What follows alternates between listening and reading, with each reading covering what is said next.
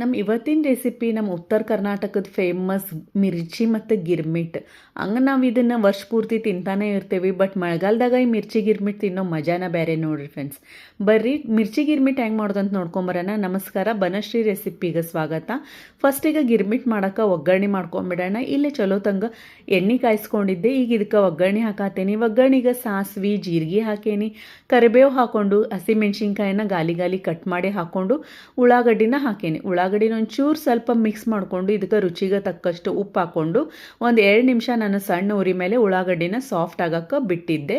ಉಪ್ಪು ಹಾಕ್ತೇವಲ್ಲ, ಸೊ ಉಳ್ಳಾಗಡ್ಡಿ ನಮ್ಮದು ಲಘು ಬೆಂದು ಬಿಡ್ತೈತಿ. ಈಗ ಇದಕ್ಕೆ ಸ್ವಲ್ಪ ಅರಿಶಿನ, ಹುಣಸೆಹಣ್ಣು ರಸ ಮತ್ತು ಬೆಲ್ಲ ಹಾಕ್ಕೊಂಡು ಇನ್ನೊಮ್ಮೆ ಚಲೋ ತಂಗ ಮಿಕ್ಸ್ ಮಾಡಿಕೊಂಡು ಒಂದು 2 ನಿಮಿಷ ನಮ್ಮ ಬೆಲ್ಲ ಕರಗೋವರೆಗೂ ನಾವು ಇಲ್ಲಿ ಬೇಯಿಸ್ಕೊಂಡ್ಬಿಟ್ರೆ ನಮ್ದು ಇಲ್ಲಿ ಒಗ್ಗರಣೆ ರೆಡಿ ಆಗೈತಿ. ಈಗ ಇದಕ್ಕೆ ಸಣ್ಣದಾಗಿ ಕಟ್ ಮಾಡಿಟ್ಟಿರುವಂಥ ಕೊತ್ತಂಬರಿನ ಹಾಕ್ಕೊಂಡು ಈ ಒಗ್ಗರಣೆನ ತಣ್ಣಗಾಗಕ್ಕೆ ಬಿಟ್ಟೇನಿ.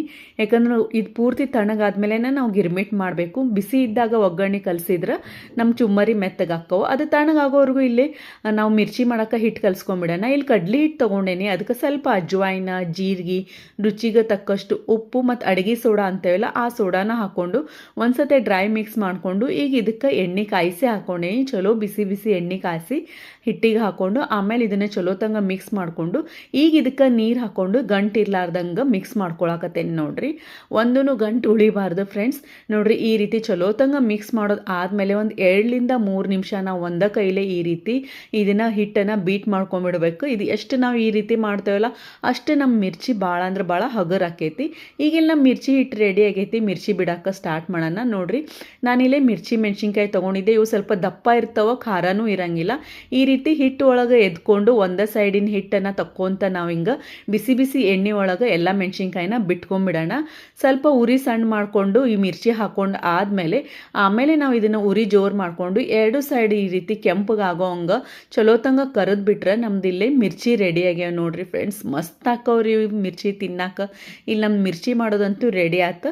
ಈಗ ನಾವಲ್ಲಿ ಗಿರ್ಮಿಟ್ ಮಾಡ್ಕೊಂಬಿಡೋಣ. ನೋಡ್ರಿ ಇಲ್ಲಿ ಗಿರ್ಮಿಟ್ಟಿಗೆ ನಾನು ಚುಮ್ಮರಿ ತೊಗೊಂಡೇನೆ. ಎಕ್ದಮ್ ಕ್ರಿಸ್ಪಿ ಇರಬೇಕು.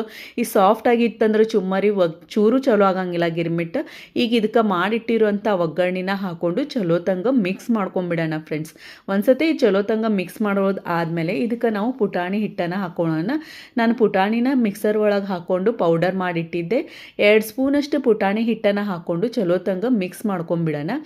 ಈಗ ಇದಕ್ಕೆ ನಾವು ಒಂದು ಸ್ವಲ್ಪ ಟೊಮ್ಯಾಟೊ ಮತ್ತು ಉಳ್ಳಾಗಡ್ಡಿ ಮತ್ತು ಕೊತ್ತಂಬರಿ ಹಾಕ್ಕೊಂಡು ಇನ್ನೊಮ್ಮೆ ಚಲೋ ತಂಗ ಮಿಕ್ಸ್ ಮಾಡ್ಕೊಂಬಿಡೋಣ.